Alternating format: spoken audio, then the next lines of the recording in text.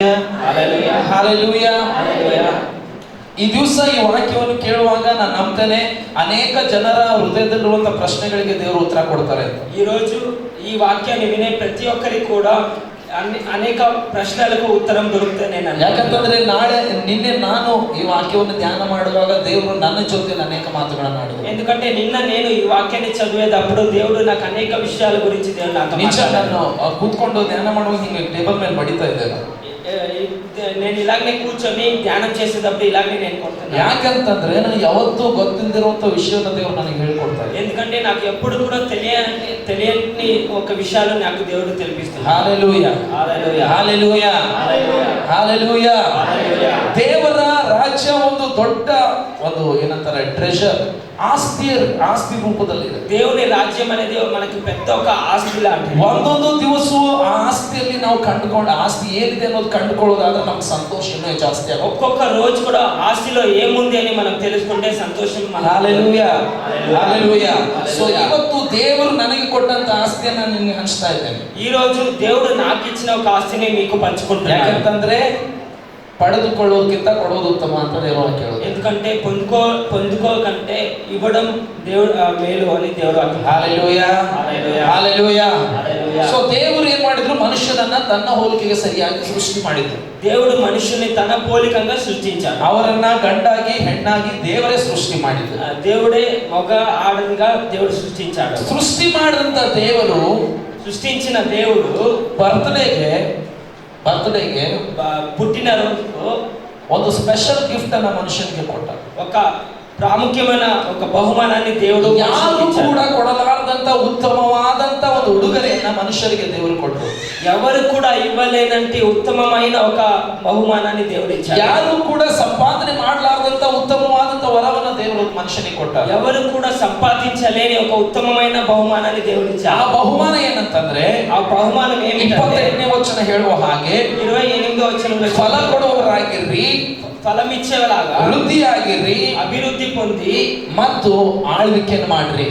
మీరు ఏలేలాగా ಏನು ಫಲ ಕೊಡ್ರಿ, ಏನ್ ಮಾಡ್ಬೇಕು, ఫలం ఇవ్వండి, ಮತ್ತೆ అభివృద్ధి ಹೊಂದ್ರಿ, ಮತ್ತೆ ಅಧಿಕಾರ ನಡೆಸ್ರಿ. ಇಂಗ್ಲಿಷ್ ನನ್ನ ಹತ್ರ ಕನ್ನಡ ಬೈಬಲ್ ಇಲ್ಲ, ಅದಕ್ಕೆ ಇಂಗ್ಲಿಷ್ ಅಲ್ಲಿ ಏನಿದೆ ಅದನ್ನ ಹೇಳ್ತಾ ಇದ್ದೀನಿ. ಕನ್ನಡ నా దగ్గర కన్నడ లేదు, ఇంగ్లీష్ ఏముందని నేను అది చెప్తున్నాను. ಏನಾಗಬೇಕಂತೆ, ಫಸ್ಟ್ ಫಲ ಕೊಡ್ರಿ, ఫలం ఇచ్చేవారు ఉండాలి. ಮತ್ತೆ ಎರಡನೇದಾಗಿ ಅಭಿವೃದ್ಧಿ ಹೊಂದ್ರಿ, అభివృద్ధి పొందేలాగా ఉండాలి. ಮತ್ತೆ ಭೂಮಿಯನ್ನು ತುಂಬಿಕೊಂಡು ಅಧಿಕಾರ ನಡೆಸ್ರಿ. భూమి అంతా మీరు విస్తరించి ಭೂಮಿని ఏలండి. ದೇವರು ಮೊದಲನೇ ಮನುಷ್ಯನ ಬರ್ತ್ಡೇಗೆ ಕೊಟ್ಟಂತ ಮೊದಲನೇ ಗಿಫ್ಟ್ ಏನಂದ್ರೆ ಅಧಿಕಾರ. దేవుడు మొదటిగా మనుషునికి ఇచ్చిన మొదటి బహుమానం ఏమంటే అధికారం. హల్లెలూయా హల్లెలూయా. ಯಾವ ಗಿಫ್ಟ್ ಅನ್ನು ಕೊಟ್ಟರು ದೇವರು? ఏ బహుమానం ఇచ్చారు దేవుడు?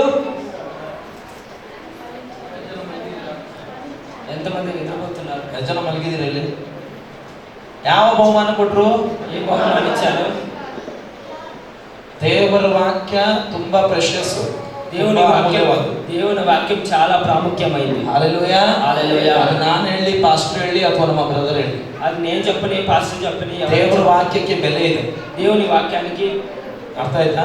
ಯಾಕಂದ್ರೆ ನಾಳೆ ದೇವರು ನಮ್ಮ ನ್ಯಾಯ ತೀರಿಸುವುದು ಕೇಳಿದ ವಾಕ್ಯದ ಪ್ರಕಾರ. ఎందుకంటే ముందు దేవుడు మన న్యాయ తీర్పు నిర్పించేది మనం విన్నాವ. ನಾವು ವಾಕ್ಯವನ್ನು ಕೇಳಿ ಅದರ ಪ್ರಕಾರ ನಡೆಯದೆ ಹೋದ್ರೆ ಅದಕ್ಕೆ ದೇವರು ನ್ಯಾಯ ತೀರ್ಪು ಕೊಡ್ತಾರೆ. మన వాక్యం విని దాని ప్రకారంగా నడవలేదంటే దేవుడు లెక్క అడుగుతాడు. ಸೊ ದಯವಿಟ್ಟು ಸೂಕ್ಷ್ಮವಾಗಿ ಕೇಳ್ರಿ ದೇವರ ವಾಕ್ಯ ಏನು ಹೇಳುತ್ತೆ ಅಂತ. ఎందుకంటే దయచేసి వాక్యాన్ని సూక్ష్మంగా వినండి. హల్లెలూయా. ಏನು ಗಿಫ್ಟ್ ಕೊಟ್ಟಿದ್ದು ದೇವರು ಮನುಷ್ಯನಿಗೆ? ఏ బహుమానం దేవుడు ఇచ్చాడు? ಅಧಿಕಾರಂ. ಹల్లೆಲೂಯಾ ಹಲ್ಲೆಲೂಯಾ.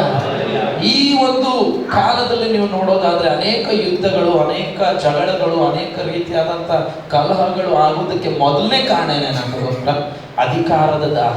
ఈ రోజుల్లో అనేక స్థలాల్లో మనం చూసినట్లయితే యుద్ధాలు, గొడవలు అన్ని జరుగుతున్నాయి. దానికి కారణం ఏంటంటే అధికారం. మనుషునికి అధికారం ಬೇಕು, మనుషునికి అధికారం కావాలి. హల్లెలూయా హల్లెలూయా హల్లెలూయా హల్లెలూయా. ಮನುಷ್ಯನಿಗೆ ಅಧಿಕಾರ ಬೇಕು, మనుషునికి అధికారం కావాలి. ಆ ಆಸೆ ದೇವರೇ ಮೊದಲು ನಮ್ಮ ಒಳಗಡೆ ಹಾಕಿದ್ದು.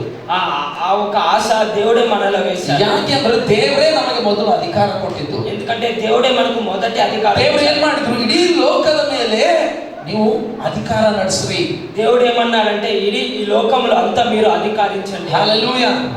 ಈಗ ಒಂದು ಪ್ರಶ್ನೆ ನಾನು ಕೇಳ್ತೇನೆ, ದೇವರು ಮನುಷ್ಯನನ್ನು ಯಾಕೆ ಸೃಷ್ಟಿ ಮಾಡಬೇಕಿತ್ತು? ఒక ప్రశ్నలో మీరు అడుగుతాను, దేవుడు మనిషిని ఎందుకు సృష్టించాడు? ಯಾರಾದ್ರೂ ಹೇಳ್ತೀರಾ ದೇವರು ಮನುಷ್ಯನನ್ನು ಯಾಕೆ ಸೃಷ್ಟಿ ಮಾಡಬೇಕು? ఎవరైనా చెప్తారా దేవుడు మనిషిని ఎందుకు సృష్టించాడు? ದೇವರಿಗೆ ಏನಾದ್ರೂ ಕಡಿಮೆ ಇತ್ತಾ? దేవుడికి ఏమైనా కమ్మిగా ఉన్నదా? ದೇವರು ಮನುಷ್ಯನನ್ನು ಯಾಕೆ ಸೃಷ್ಟಿ ಮಾಡಿದ್ರು? దేవుడు మనిషిని ఎందుకు సృష్టించాడు? ಹೇಳಿ, ಯಾರಾದ್ರೂ ಹೇಳಿ ನೋಡೋಣ. ఎవరైనా చెప్పండి. ನಿಮ್ಮ ಉತ್ತರ ಏನಿದೆ? ನಾನು ಸರಿ ತಪ್ಪು ಅಂತ ನಾನು ಏನು ಹೇಳೋದಿಲ್ಲ, ಯಾಕಂದ್ರೆ ನನಗೂ ನಿನ್ನೆ ಗೊತ್ತಿರಲಿಲ್ಲ, ದೇವ್ರು ಕಲಿಸ್ಕೊಡು. ఓకే, ఎవరైనా చెప్పండి. ಆತನ ನಾಮ ಮಹಿಮೆ ಹೊಂದಬೇಕಂತ. ಓಕೆ, ಮತ್ತೆ ಆರಾಧಿಸ್ಬೇಕಂತ. ನಾಮ ಮಹಿಮೆ ಹೊಂದಬೇಕು, ಆರಾಧಿಸ್. ಮತ್ತೆ ಹೇಳಿ ಸಿಸ್ಟರ್. ಸ್ತುತಿ ಸ್ತೋತ್ರ ಆರಾಧನೆ ಮಾಡಿ. ಮತ್ತೆ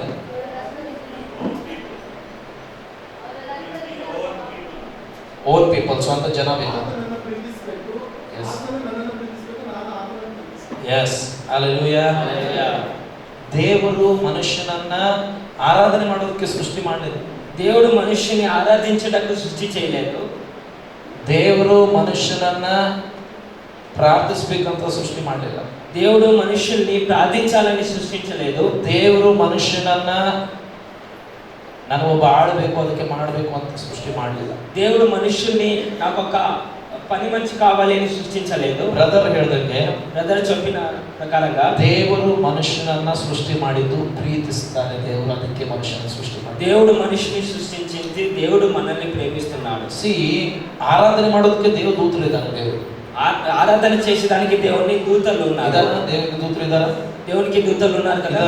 ಕೋಟ್ಯಾನು ಕೋಟಿ ದೇವ ದೂತರು ಇದ್ದಾರೆ. కోట్యాను కోటి దేవుడు దూతలు. ಮತ್ತೆ ನಮ್ಮ ತರ ಭಾನುವಾರ ಒಂದು ತಾಸಷ್ಟೇ ಆರಾಧನೆ ಮಾಡಲ್ಲ. మనలాగా భానువారం ఆదివారం మాత్రమే ఆరాధన చేయరు. ಪ್ರತಿ ಗಳಿಗೆ ಪ್ರತಿ ನಿಮಿಷ ಅವರು ರೆಸ್ಟ್ ತಗೊಳ್ಕೊಳ್ಳದೆ ದೇವರನ್ನ ಆರಾಧನೆ ಮಾಡ್ತಾರೆ. ప్రతిరోజు ప్రతి క్షణం వాళ్ళు రెస్ట్ తీసుకోకుండా దేవుని ఆరాధిస్తున్నారు. హల్లెలూయా, హల్లెలూయా. ಅದರ ಅವಶ್ಯಕತೆ ದೇವರಿಗೆ ಇರಲಿಲ್ಲ. దాని అవశ్యకం దేవునికి లేదు. ದೇವರಿಗೆ ಒಂದೇ ಒಂದು ಬೇಕಾಗಿತ್ತು, ಏನಂದ್ರೆ దేవునికి ఒకటే ఒకటి కావాలి, ఏంటంటే ಮಕ್ಕಳು ಬೇಕಾಗಿತ್ತು. దానికి బిడ్డలు కావాలి. ದೇವ್ರ ಮಗ ಇರಲಿಲ್ಲ ಅಂತಲ್ಲ, దేవునికి కొడుకు లేడని కాదు. ದೇವರಿಗೆ ಮಗ ಇದೆ. ಯಾರು? ಯೇಸು ಸ್ವಾಮಿ. ಆದಿಂದಲೂ ಕೂಡ ಯೇಸು ಸ್ವಾಮಿ ಇದ್ರು. ಯೋಹಾನ 1ನೇ ವಚನ ಹೇಳುವುದೇ దేవునికి కుమారుడు అన్నాడు, కుమారుడు ఉన్నాడు. ಆದರೆ ದೇವರು ತನ್ನ ಪ್ರೀತಿಯನ್ನು ತೋರಿಸುವುದಕ್ಕೋಸ್ಕರ ನನ್ನನ್ನ ನಿನ್ನನ್ನ ಸೃಷ್ಟಿ ಮಾಡಿದ. దేవుడు తన ప్రేమను చూపించుటకు నన్ను నిన్ను సృష్టించాడు. హల్లెలూయా, హల్లెలూయా. జ్ఞానోక్తిಗಳು 8ನೇ ಅಧ್ಯಾಯ 17ನೇ ವಚನ ಓದಿ. సామెతలు 8వ అధ్యాయం. ಜ್ಞಾನೋಕ್ತಿ 8:17. 8:13. ನನ್ನನ್ನು ಯಾರನ್ನ, ನನ್ನನ್ನಂದ್ರೆ ಯಾರು? ದೇವರನ್ನ ಪ್ರೀತಿಸುವವರನ್ನ ನಾನು ಪ್ರೀತಿಸ್ತೇನೆ. ಸಾಕು. ನನ್ನನ್ನು ಪ್ರೀತಿಸುವವರನ್ನ ನಾನು ಪ್ರೀತಿಸ್ತೇನೆ. ಅದರ ಅರ್ಥ ಏನು? ದೇವರಿಗೆ ಪ್ರೀತಿ ಅವಶ್ಯಕತೆ ಇದೆ. ಯಾರ ಪ್ರೀತಿ? ನನ್ನ ಮತ್ತು ನಿನ್ನ ಪ್ರೀತಿ ಅವಶ್ಯಕತೆ ಇದೆ. నన్ను ప్రేమించు వాళ్ళను నేను నిన్ను ప్రేమిస్తాను అనే దేవుడు. ಅನೇಕ ಬಾರಿ ನಾವು ಹಾಡ್ತೇವೆ, ನಿನ್ನನ್ನೇ ಪ್ರೀತಿಸುವೆ, ನಾನು ನಿನ್ನನ್ನೇ ಪ್ರೀತಿಸುವೆ. ಅದು ನಿಜಾನ? చాలా సమయాల్లో మనం పాడతాము, నిన్నే ప్రేమిస్తానని. కానీ మనం ప్రేమిస్తున్నామా? ಅದು ನಮ್ಮ ಸ್ವಂತ ವಿಷಯ. అది మన ఒక ಸ್ವಂತ ವಿಷಯ. ಹಲ್ಲೆಲೂಯಾ, హల్లెలూయా, ಹಲ್ಲೆಲೂಯಾ. హల్లెలూయా. ಈ ಲೋಕದಲ್ಲಿ ಒಂದೇ ಒಂದು ನಮಗೆ ಸುಳ್ಳು ಹೇಳೋದಿಲ್ಲ. ఈ లోకంలో ఒకే ఒకటి మనకు ಏನು ಗೊತ್ತಾ? ನಮ್ಮ ಹೃದಯ ನಮಗೆ ಸುಳ್ಳು ಹೇಳೋದಿಲ್ಲ. మన హృదయం మనకు అబద్ధం చెప్పదు. ಯಾರ ಹೃದಯ ಕೂಡ ಯಾರಿಗೂ ಸುಳ್ಳು ಹೇಳೋದಿಲ್ಲ. ఎవర ఒక హృదయం కూడా వాళ్ళకి ಯಾಕಂದ್ರೆ ನಾನು ಏನಾಗಿದ್ದೇನೆ ಈ ಬ್ರದರ್ಗೆ ಗೊತ್ತಿರ್ಲಿಕ್ಕಿಲ್ಲ. బ్రదర్ పాస్టర్ ఏమైనాడో నాకు తెలియాలి. ಆದ್ರೆ ನನ್ನ ಹೃದಯಕ್ಕೆ ನಾನು ಏನಿದ್ದೇನೆ ಅನ್ನೋದು ಸರಿ ಗೊತ್ತು. కానీ నా హృదయానికి నేను ఏమైనానో నాకు తెలుసు. Hallelujah, hallelujah, hallelujah. Hallelujah. So ದೇವರು ಏನ್ ಮಾಡಿದ್ರು? ಆದಾಮ ಅವರನ್ನು ಸೃಷ್ಟಿ ಮಾಡಿ, ಯಾಕೆ ಸೃಷ್ಟಿ ಮಾಡಿದ್ರು? దేవుడు ఆదాముని సృష్టించిండు. ఎందుకు సృష్టించిండు? ಪ್ರೀತಿ ಮಾಡೋದಕ್ಕೆ, ప్రేమించడానికి. ಆ ಪ್ರೀತಿಯಿಂದ ದೇವರು ಒಂದ್ ಏನ್ ಮಾಡಿದ್ರು? ಗಿಫ್ಟ್ ಕೊಟ್ರು ಆದಾಮ ಅವರಿಗೆ. ఆ ప్రేమలో ఆదాము అవకి ఒక బహుమానం. ಆ ಗಿಫ್ಟ್ ಏನು? ఆ బహుమానం ఏమి? ಅಧಿಕಾರ. అధికారం ఇచ్చారు. ಆ ಗಿಫ್ಟ್ ಏನು? ಹೇಳಿ ಜೋರಾಗಿ, ಏನದು? ఆ బహుమానం అధికారము. ಹಲ್ಲೆಲೂಯಾ, హల్లెలూయా, ಹಲ್ಲೆಲೂಯಾ, హల్లెలూయా. ಸೊ ಆ ಅಧಿಕಾರವನ್ನು ದೇವರು ಮನುಷ್ಯನ ಕೈಯಲ್ಲಿ ಕೊಟ್ಟು ಹೇಳಿದ್ರು, ಇನ್ನು ಮೇಲೆ ಈ ಭೂಮಿ ನನ್ನದಲ್ಲ, ಯಾವುದು ನಿನಗೆ ಕೊಡ್ತಾ ಇದೆ. ನಾನು ಸೃಷ್ಟಿ ಮಾಡಿದೆ, ಆದ್ರೆ ಯಾರಿಗೆ ಕೊಡ್ತಾ ಇದೆ? ನಾನು ನಿನಗೆ ಕೊಡ್ತಾ ಇದ್ದೀನಿ. ಯಾಕೆ? ನೀನು ಇದನ್ನ ಅಧಿಕಾರ ನಡೆಸಬೇಕು. ఆ బహుమానము మనుష్యుడికి ఇచ్చి, ఇకపై ఈ భూమి అంతా మీది, ఇకపై మీరే ఈ భూమిని ఏలాలి. ಆದ್ರೆ ಒಂದೇ ಒಂದು ಕಾರ್ಯ ನೀನು ಮಾಡಬೇಡ. కానీ ఒకే ఒక కార్యాన్ని మీరు చేయొద్దు. ಎಲ್ಲಾ ಮರದ ಹಣ್ಣನ್ನು ತಿನ್ನು. అన్ని చెట్ల ఒక పండ్లు మీరు తినాలి. ಅಲ್ಲಿರುವಂತ ಒಂದೇ ಒಂದು ಮರದ ಹಣ್ಣನ್ನು ತಿನ್ನಬೇಡ. ತಿನ್ನಲು ನೀನು ಸತ್ತು ಹೋಗ್ತೀಯ. అక్కడ ఉండే ఒక్క ఫలాన్ని మీరు తినొద్దండి. తింటే మీరు చనిపోతారు. ಹಲ್ಲೆಲೂಯಾ, హల్లెలూయా. ಮನುಷ್ಯನ ಏನ್ ಮಾಡಿದ? మనుషుడు ఏం చేశాడు? ಹೋಗಿ ಅದೇ ಹಣ್ಣನ್ನು ತಿಂದ. పోయి దాన్నే తిన్నాడు. ಯಾವುದು ಬೇಡ ಅಂದಿದ್ದು ఏది వద్దు అన్నారు ಅದನ್ನೇ ಅದನ್ನ ಮಾಡು. దాన్నే మనుషులు ಇವತ್ತು ಕೂಡ ಮನುಷ್ಯರು ಅದೇ, ఇప్పుడు కూడా మనుషులు అదే చేస్తున్నారు. ಕೆಲವೊಂದು ಸರಿ ಕೆಲವು ಮಕ್ಕಳಿಗೆ ನೋಡಿ ಅವ್ರು ಏನ್ ಮಾಡ್ಬೇಕಲ್ಲ ಅದನ್ನ ಮಾಡ್ಬೇಡ ಅಂತ ಹೇಳ್ಕೊಂಡು ಮಾಡ್ತಾರೆ. కొన్ని సమయాల్లో పిల్లలకి చూడండి, మీరు ఏమి చేయొద్దని చెప్తారో దాన్ని వాళ్ళు చేస్తారు. ಅದಕ್ಕೆ ತಂದೆ ತಾಯಿ ಟ್ರಿಕ್ಸ್ ಕಲ್ತಿರ್ತಾರೆ. అందుకే తల్లి తండ్రి కొన్ని ట్రిక్స్ నేర్పి ಈ ಗ್ಲಾಸ್ ತಗೊಂಡೋಗಿ ಕಿಚನ್ ಅಲ್ಲಿ ಇಡು ಅಂತ ಹೇಳ್ಬೇಕಂದ್ರೆ ఆ గ్లాస్ తీసుకొని పోయి కిచెన్ లో పెట్టమని ಆ చెప్పాలి. ಗ್ಲಾಸ್ ಮುಟ್ಟಬಾರದು, ಕಿಚನ್ ಹತ್ರ ಎತ್ಕೊಂಡು ಹೋದ್ರೆ ನೀನು ಹೊಡಿತೀನಿ. ఆ గ్లాస్ ని మీరు ముట్టదంటే కిచెన్ కి పోయి పెడితే నీకు ఉంటది. ಏನ್ ಮಾಡ್ತಾರೆ, ಅದೇ ಗ್ಲಾಸ್ ತಗೊಂಡೋಗಿ ಕಿಚನ್ ಅಲ್ಲಿ మళ్ళీ ఆ పిల్లలు అదే గ్లాస్ ని తీసుకొని పోయి కిచెన్ లో పెడతారు. మనుషులు అంతే, ಮನುಷ್ಯನ ಗುಣ. మనుషులు అంతే. ದೇವ್ರು ಮಾಡಬೇಡ ಅಂತಿದ್ರು, ಎಲ್ಲಾ ಲೋಕ ಕೊಟ್ಟಿದ್ದಾರೆ. దేవుని చేయొద్దు అన్నారు, అన్ని లోకాన్ని వాళ్ళకి ಇಡೀ ఇచ్చారు. ಭೂಮಿನೇ ನಿನಗಿದೆ, ಇಡೀ ಲೋಕమే వాళ్ళకి ఇచ్చారు. ಹಲ್ಲೆಲೂಯಾ. హల్లెలూయా. ಇವತ್ತು ಹೇಳ್ತೀನಿ ನೋಡಿ, ಎಷ್ಟೋ ಜನರಿಗೆ ಇನ್ನೂ ಇಡೀ ಭೂಮಿ ಯಾರೋ ನೋಡಿಲ್ಲ.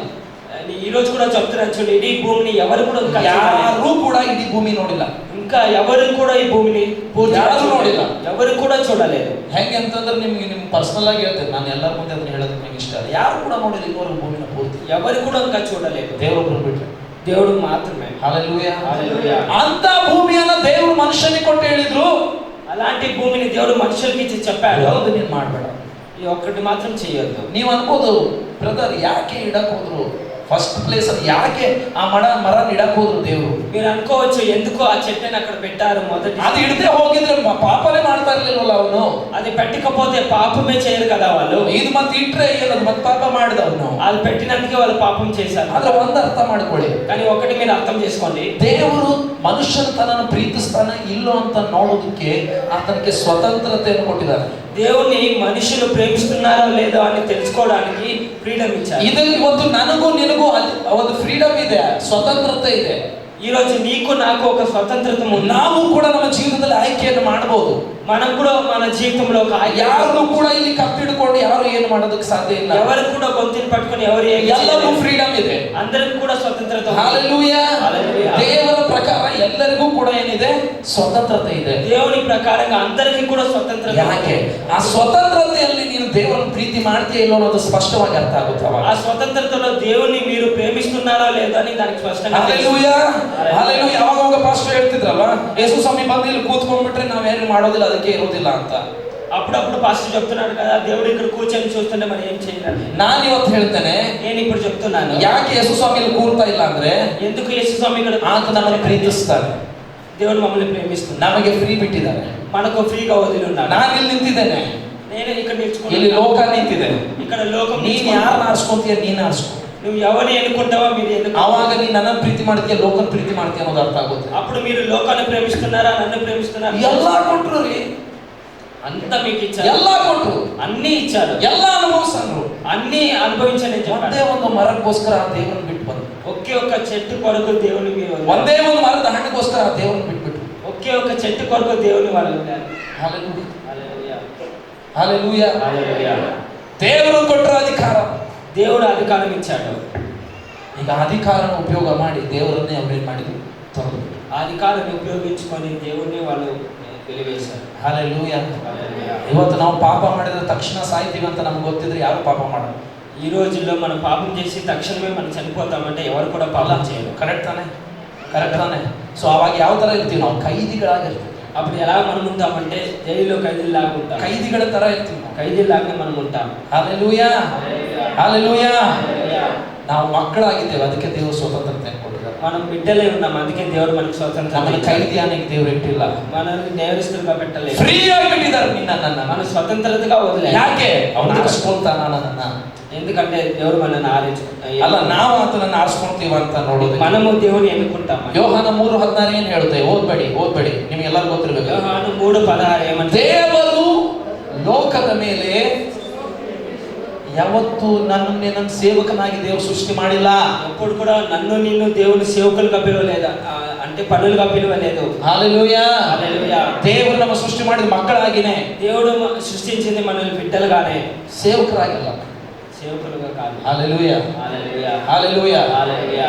ರೋಬೋಟ್ಗಳಿಗೆ, ರೋಬೋಟ್ ಗೊತ್ತಲ್ಲ ನಿಮ್ಗೆ, రోబోట్ తెలుసు కదా మీకు, ರೋಬೋಟ್ ನೋಡಿದ್ದೀರಾ?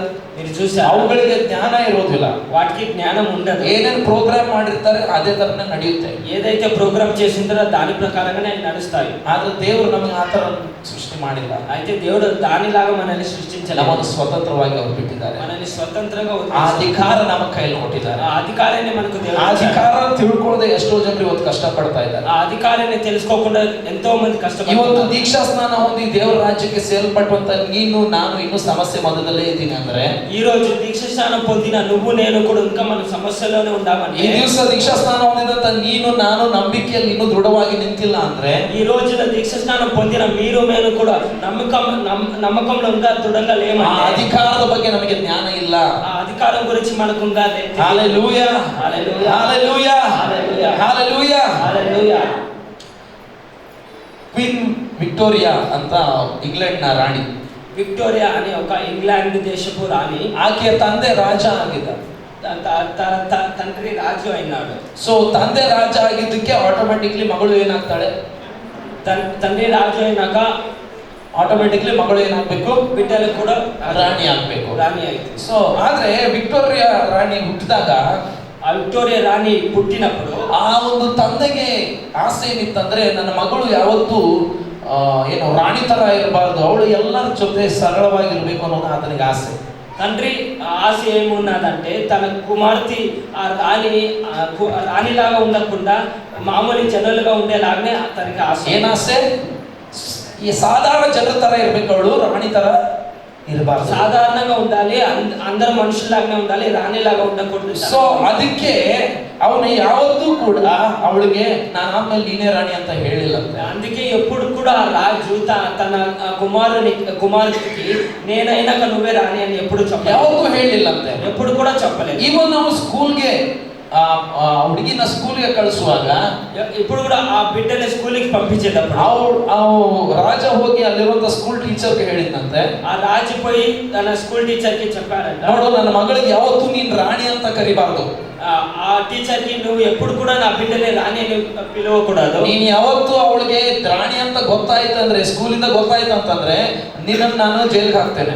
తను రాణి అని తనకి తెలిసిన రోజైతే నిన్ను జైల్లో వేస్తానని రాజు చెప్తాడు. ಸೊ ಅದಕ್ಕೆ ಆ ಸ್ಕೂಲಲ್ಲಿ ಎಲ್ಲರೂ ತುಂಬಾ ಜಾಗರೂಕರಾಗಿದ್ರು. ఆ స్కూల్లో అందరూ కూడా జాగ్రత్తగా ఉంటారన్నమాట. జాగ్రత్తగా ఉంటారు. ಯಾವತ್ತೂ ಅವಳು ರಾಣಿ ಅಂತ ಅವಳಿಗೆ ಹೇಳೋದಕ್ಕೆ ಹೋಗ್ಲಿಲ್ಲ ಯಾರು. ఎప్పుడు కూడా తను రాణి అని ఎవరు కూడా చెప్పలేదు.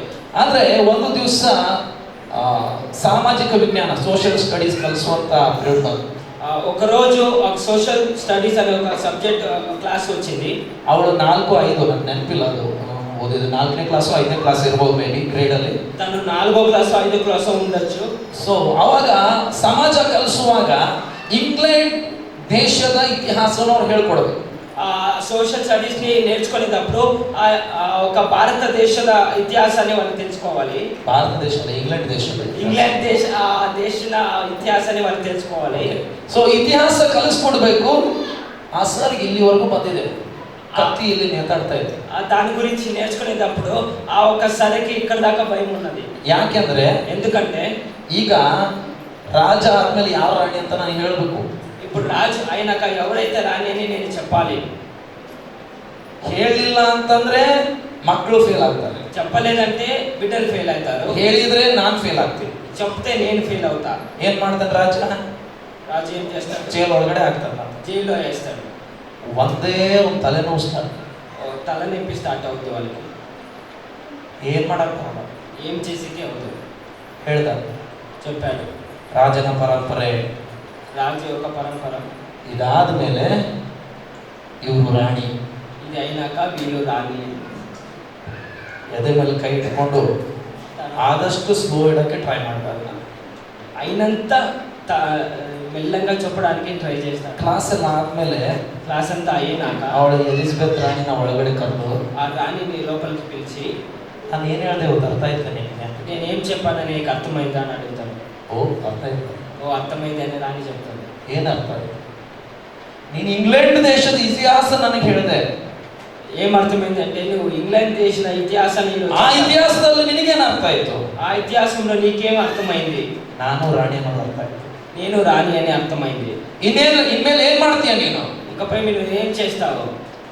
ಇನ್ಮೇಲೆ ರಾಣಿ ತರ ನಡೀತೀನಿ, ఏకపైన రాణిలాగా నడుస్తాను, ರಾಣಿ ತರ ಮಾತಾಡ್ತೇನೆ, రాణిలాగానే మాట్లాడతాను, ರಾಣಿ ತರ ತಿಂತೇನೆ, రాణిలాగానే తింటాను, ರಾಣಿ ತರ ನಾನು ಇರ್ತೇನೆ. రాణిలాగానే నేను ఉంటాను. ಏನ್ ಅರ್ಥ ಆಗುತ್ತೆ? ఏం అర్థమైంది? ಯಾವಾಗ ಅಧಿಕಾರ ಗೊತ್ತಾಯ್ತೋ ఎప్పుడైతే అధికారం తెలుసుకున్నావో ಅವಳ ಆಟಿಟ್ಯೂಡ್ ಚೇಂಜ್ ಆಗುತ್ತೆ. తన యాటిట్యూడ్ చేంజ్ అయింది. ಯಾವಾಗ ಅಧಿಕಾರ ಗೊತ್ತಾಯ್ತೋ ఎప్పుడైతే అధికారం ಅವಳ తెలిసిందో ನಡವಳಿಕೆ ಚೇಂಜ್ ಆಯ್ತು. తన నడవలిక చేంజ్ అయింది. ಇವತ್ತು ಕ್ರೈಸ್ತರ ನಡವಳಿಕೆ ಚೇಂಜ್ ಆಗ್ತಾ ಇಲ್ಲ. ಯಾಕಂದ್ರೆ ఈ రోజు ఒక క్రైస్తవుల నడవలిక చేంజ్ అవడం లేదు. ఎందుకంటే ಅಧಿಕಾರವನ್ನು ಸೈತಾನ ಮುಚ್ಚಿ ಹಾಕಿದ್ದಾನೆ. ఆ అధికారాన్ని సైతానుడు మూసివేశాడు. ಅವತ್ತು ಆದಾಮನ ಏನ್ ಮಾಡಿದ? ಆ ಅಧಿಕಾರ ಎತ್ಕೊಂಡು ಹೋಗಿ ಸೈತಾನನ ಕೈಯಲ್ಲಿ ಕೊಟ್ಟ. ఆ రోజు ఆదాము ఆ అధికారాన్ని తీసుకొని వెళ్ళిపోయి సైతానుడి చేతిలో పెట్టాడు. హల్లెలూయా. హల్లెలూయా. ಅದೇ ವಾಕ್ಯದಲ್ಲಿ ಓದಿ, ಆದಿಕಾಂಡ 3:17 ಓದಿ. ఆదికాండము 3:16 చూసుకుందాం.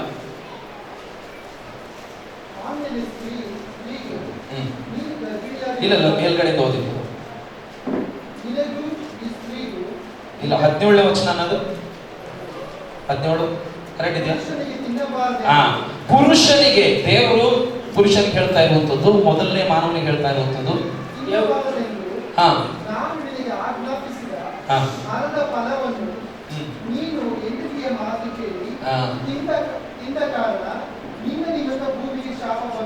ಹೆಂಡತಿ ಮಾತು ಕೇಳಿ ತಿಂದಿದ್ದಕ್ಕೆ ನಿನ್ನ ನಿಮಿತ್ತ ಏನಾಯ್ತು? ಹಲೋ, ಎಲ್ಲಿಗೆ ಶಾಪ ಬಂತ್ರಿ? ಯಾವ್ದಕ್ ಬಂತು? ಪಾಪ ಮಾಡಿದ್ಯಾರು? ಪಾಪ ಮಾಡಿದ್ಯಾರು? ಮನುಷ್ಯ ಅಲ್ಲ. ಪಾಪ ಮಾಡಿದ್ಯಾರು?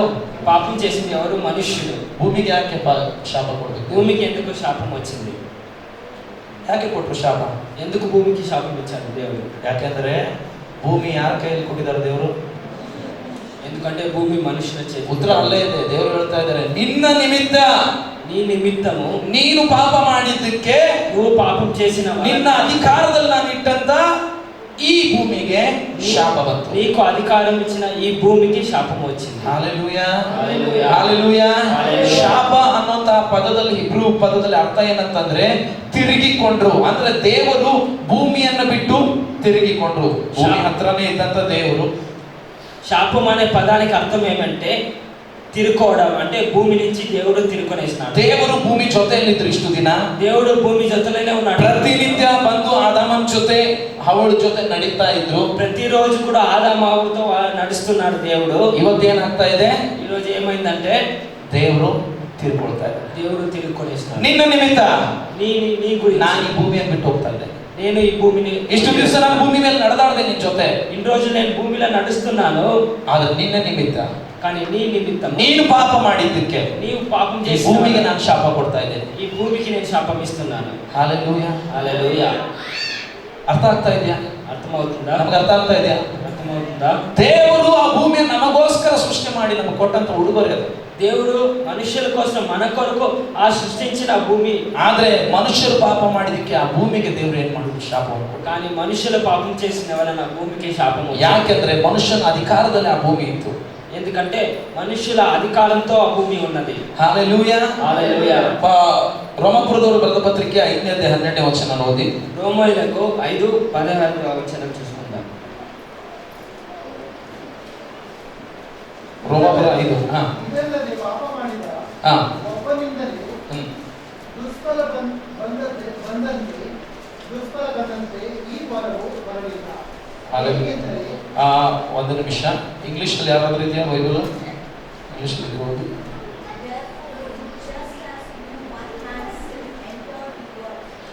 For one man's sin, what has entered in the world? What entered? Death through sin.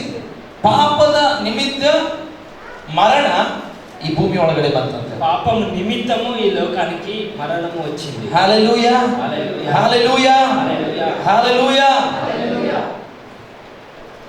ದೇವರು ಏನ್ ಮಾಡಿದ್ರು? ಯಾವತ್ತು ಪಾಪ ಮಾಡಿದ ಮನುಷ್ಯನು ಆವಾಗ ಮರಣ ಅನ್ನುವಂಥದ್ದು ಮನುಷ್ಯಕ್ಕೆ ತೆಗೆದುಕೊಂಡು ಬಂದರು. దేవుడు ఏం చేశారంటే పాపము మనిషి వలన ఎప్పుడు వచ్చిందో అప్పుడు మరణం తీసుకొచ్చాడు. ಅಲ್ಲಿವರೆಗೂ ಮನುಷ್ಯನಿಗೆ ಮರಣ ಅನ್ನೋದು ಇರಲಿಲ್ಲ. అప్పుడు వరకు మనుషునికి మరణం అనేది ದೇವರು ಮನುಷ್ಯನನ್ನು ಸೃಷ್ಟಿ ಮಾಡುವಾಗ ಯಾವತ್ತೂ ಇವನು ಸಾಯ್ಬೇಕು ಅಂತ ಸೃಷ್ಟಿ ಮಾಡಲಿಲ್ಲ. దేవుడు మనుష్యాన్ని సృష్టించేటప్పుడు ఇతను చనిపోవాలని కూడా సృష్టించాడు. ಆದರೆ ಆ ಪಾಪದಿಂದ ಪಾಪದ ಸಂಬಳವಾದ ಏನು ಪಾಪದ ಸಂಬಳ ಮರಣವನ್ನ ಈ ಲೋಕಕ್ಕೆ ಆದಾಮ ತೆಗೆದುಕೊಂಡು ಬಂದ.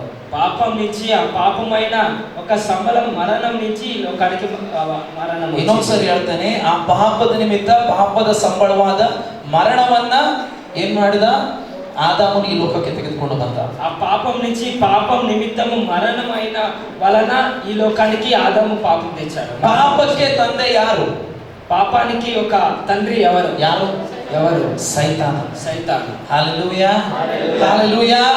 ಸೊ ದೇವರು ಕೊಟ್ಟಂತ ಅಧಿಕಾರವನ್ನ ಈತನ ತೆಗೆದುಕೊಂಡು ದೇವರಿಗಾಗಿ ಉಪಯೋಗ ಮಾಡದೆ ಆ ಅಧಿಕಾರವನ್ನು ಸೈತಾನನಿಗೆ ಆದಾಮನ ಕೊಡಬೇಕು. దేవుని నుంచి పొందిన అధికారాన్ని దేవునికి ఉపయోగించుకుంటా దాన్ని తీసుకువెళ్ళి సైతానికి. ಅದಕ್ಕೆ ಲೂಕನ ಬರೆಸುವಾರ್ತೆ 4ನೇ ಅಧ್ಯಾಯ 6ನೇ ವಚನದಲ್ಲಿ ದೇವರಿಗೆ ಸೈತಾನನ ಶೋಧನೆ ಮಾಡುವಾಗ, ಯೇಸು ಸ್ವಾಮಿ ಶೋಧನೆ ಮಾಡುವಾಗ ಹೇಳ್ತಾರೆ, లూకా రాసిన పత్రిక 4వ అధ్యాయం 16వ వచనంలో దేవుడు చెప్తారు. 6ನೇ వచನದಲ್ಲಿ 6వ వచనంలో దేవుడు చెప్తాడు ಏನಂತ ಓದಿ ಎಲ್ಲವುಗಳ ಅಧಿಕಾರ, ಈ ಲೋಕದ ಅಧಿಕಾರ, ಇವುಗಳ ವೈಭವ ನಿನಗೆ ಕೊಡುವ. ನೀವು ಯಾರಿಗೆ ಕೊಡ್ತೇನೆ? ಯೇಸು ಸ್ವಾಮಿ ಕೊಡ್ತೇನೆ ಅಂತ ಹೇಳ್ತಾ ಇದ್ದೇನೆ ಸೈತಾನ.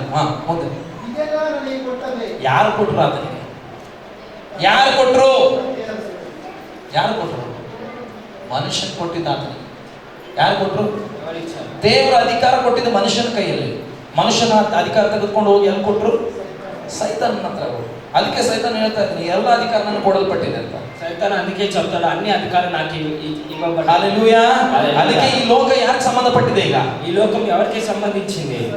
ಸೈತಾನಕ್ಕೆ ಸಂಬಂಧಪಟ್ಟಿದ್ದು. ಸೈತಾನಕ್ಕೆ ಸಂబంధించింది. హల్లెలూయా. ದೇವರದು. ಯಾರ್ದು? దేవుడు. దేవునికి సంబంధించి. ಆದ್ರೆ ಮನುಷ್ಯ ಸೈತಾನ ಕೈಯಲ್ಲಿ ಕೊಟ್ಟಿದ್ದ. కానీ మనుషులు సైతాನ చేతిలో పెట్టారు. హల్లెలూయా, హల్లెలూయా. తన అధికారವನ್ನು ಅವತ್ತು ಮಾರಿಕೊಂಡ ಆತನು. తన అధికారాన్ని ఆ రోజు సైతానికి అమ్ముకున్నాడు. ಒಂದು ಹಣ್ಣಿಗೋಸ್ಕರ, ఒక పండు కోసం. హల్లెలూయా, హల్లెలూయా, హల్లెలూయా, హల్లెలూయా, హల్లెలూయా, హల్లెలూయా. ಈಗ ಇದರಿಂದ ಏನು ಪರಿಣಾಮ ಆಗ್ತಾ ಇದೆ ಗೊತ್ತಾ? దీని వలన ఇక్కడ ఏం జరుగుతుంది తెలుసా? ದೇವರಿಗೆ ಈ ಲೋಕದಲ್ಲಿ ಈಗ ಅಧಿಕಾರ ಇಲ್ಲ. దేవునికి ఈ లోకంలో అధికారం లేదు. ನೀವು ಆಶ್ಚರ್ಯವಾಗಬಹುದು. మీరు ఆశ్చర్యపడొచ్చు, ಬ್ರದರ್ ಇದೆ ಅವ್ರಿಗೆ ಅಧಿಕಾರ ಅಂತ ನೀವು ಹೇಳ್ತೀರಾ. బ్రదర్ ఉంది దేవుని అధికారం అని చెప్పచ్చు. ದೇವರಿಗೆ ಈ ಲೋಕದಲ್ಲಿ ಅಧಿಕಾರ ಇಲ್ಲ. దేవునికి ఈ లోకంలో అధికారం లేదు. ದೇವರು ಅವತ್ತೇ ಪಾಪ ಮಾಡಿದಾಗಲೇ ಅದನ್ನು ತಿರುಗಿಕೊಂಡು ಬಿಟ್ಟ. దేవుడు ఆ రోజు పాపం చేసినప్పుడే తిరుగుకొనేసినాడు. హల్లెలూయా.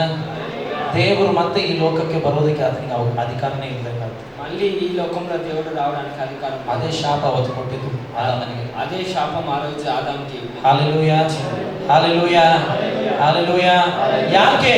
ದೇವರು ತಾನು ಹೇಳಿದಂತ ಮಾತಿಗೆ ಯಾವತ್ತೂ ವಿರುದ್ಧವಾಗಿ ನಡ್ಕೊಳ್ಳೋದಿಲ್ಲ. ನಂತರ ಅಲ್ಲ, ಮನುಷ್ಯರ ತರ ಅಲ್ಲ ದೇವರು. ఎందుకంటే దేవుడు తను చెప్పిన మాటకి ఎప్పుడు కూడా విరుద్ధంగా నడుచుకోలేదు. ಒಂದ್ಸಾರಿ ಅಧಿಕಾರ ಕೊಟ್ರೆ ಕೊಟ್ಟಾಯ್ತು.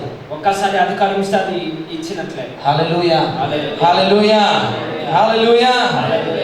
ದೇವರು ಡೈರೆಕ್ಟ್ ಆಗಿ ನೇರವಾಗಿ ಮನುಷ್ಯರ ಜೊತೆಯಲ್ಲಿ ಕಾರ್ಯ ಮಾಡೋದಕ್ಕೆ ಸಾಧ್ಯ ಇಲ್ಲ. ಈಗ దేవుడు నేరంగా మనుషులతో కార్యం చేసేకి సాధ్యం. ಅಂದ್ರೆ ಅವಾಗೆಲ್ಲ ಆದಾಮನ ಕಾಲದಲ್ಲಿ ಇಳಿದು ಬಂದು ಅವ್ರ ಜೊತೆ ಮಾತಾಡೋದೆಲ್ಲ ಮಾಡ್ತಾ ಇದ್ರಲ್ವಾ, ಈಗ ಮಾಡ್ತಾ ಇಲ್ಲ ದೇವರು. ಯಾವತ್ತಾದ್ರೂ ನೋಡಿದ್ದೀರಾ ದೇವ್ರು ಇಳಿದು ಬಂದು ನಡ್ಕೊಂಡು ಹೋಗುದು?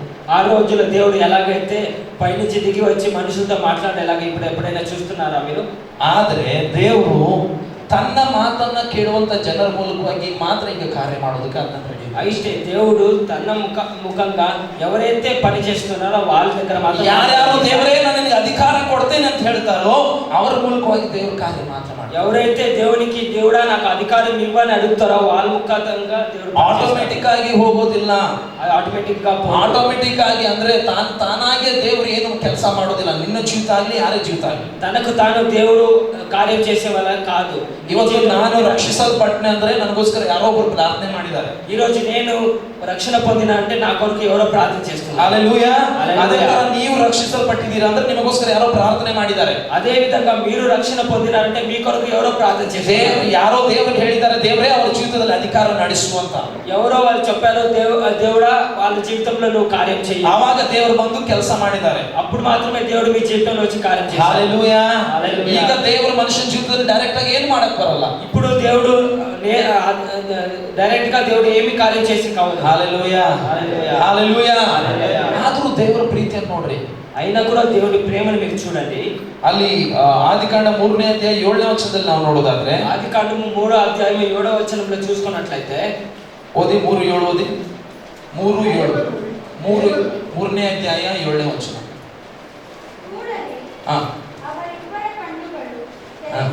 ಯಾರಿಬ್ಬರ ಆದಾಮ ಹವ್ವಳ ಇಬ್ರು ಕಣ್ಣುಗಳು ತೆರೆಯಲ್ಪಟ್ಟವು. అప్పుడు వారిద్దరి కన్నులు తెరవబడెను.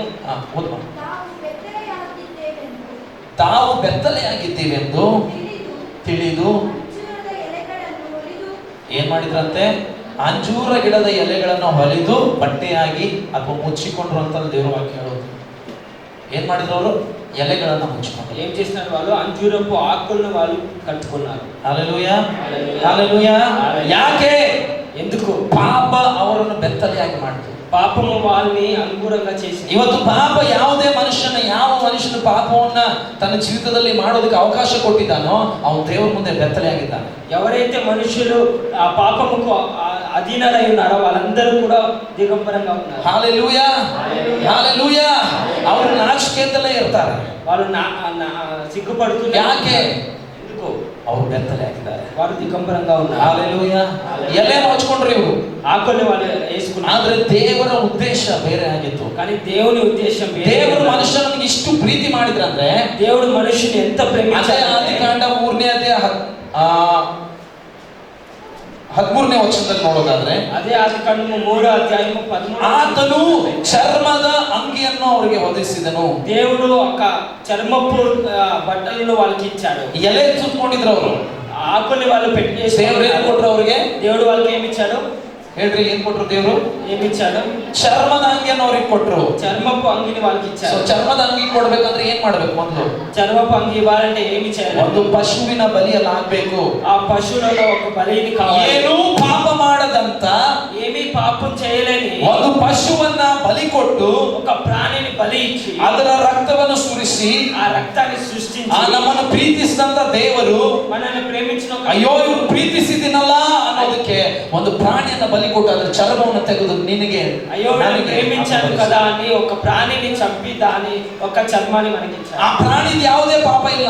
ఆ ప్రాణిది ఏదే పాపం, ಆ ಪ್ರಾಣಿ ಯಾವುದೇ ಪಾಪವನ್ನು ಮಾಡಿಲ್ಲ. ఆ ప్రాణి ఏదే పాపం ಅಂತ చేయలేదు. ಪ್ರಾಣಿಯ ಒಂದು ಬಲಿಯನ್ನು ದೇವರು ಕೊಟ್ಟು ಆ ಒಂದು ಆದಮ ಅವರಿಗೆ ಬಟ್ಟೆಯನ್ನು ಕೊಟ್ಟರು. అలాంటి ఒక ప్రాణిని చంపి ఆ ఒక చర్మాన్ని మనకి ఇచ్చాడు. ಆದ್ರೆ ಅವರ ದೇಹ ಈಗ ಮುಚ್ಚಿಕೊಂಡಿತು. కానీ ఆ దేహానికి మాత్రమే, ಆದ್ರೆ ಆತ್ಮ ಇನ್ನೂ ಬೆತ್ತಲೆ ಆಗಿದೆ. కానీ ఆత్మంగా ಅವ್ರಿಗೆ ಗೊತ್ತು ಹೃದಯದಲ್ಲಿ ಪಾಪ ಇದೆ ಅನ್ನುವಂಥದ್ದು. వాళ్ళకి తెలుసు నా హృదయంలో పాపం. ಅದಕ್ಕೆ ಯೇಸು ಸ್ವಾಮಿ ಹೇಳ್ತಾರೆ, ಮನುಷ್ಯನು ಏನು ತಿಂತಾನೋ ಏನು ಕುಡಿತಾನೋ ಅದರಿಂದ ಆತನ ಹೊಲಸಾಗೋದಿಲ್ಲ, ಒಳಗಡೆಯಿಂದ ಏನು ಬರುತ್ತೋ ಅದರಿಂದ ಆತನ ಹೊಲಸಾಗ್ತಾನೆ. అందుకే దేవుడు చెప్తాడు, మనుషులు ఏమి తింటారో ఏమి తాకుతాడో దాని నుంచి కాదు, లోపల ఏముందో దాని గురించి. ಹಲ್ಲೆಲೂಯಾ. ಒಳಗಡೆಯಿಂದ ಬರುವಂತ ಕಹಿ, ಒಳಗಡೆಯಿಂದ ಬರುವಂತ ಪಾಪ, ಒಳಗಡೆಯಿಂದ ಬರುವಂತ ಆ ಎಲ್ಲ ದೇವರಿಗೆ ವಿರುದ್ಧವಾದ ಕಾರ್ಯಗಳಿಂದ ಮನುಷ್ಯನ ಹೊಲಸಾಗ್ತಾನೆ.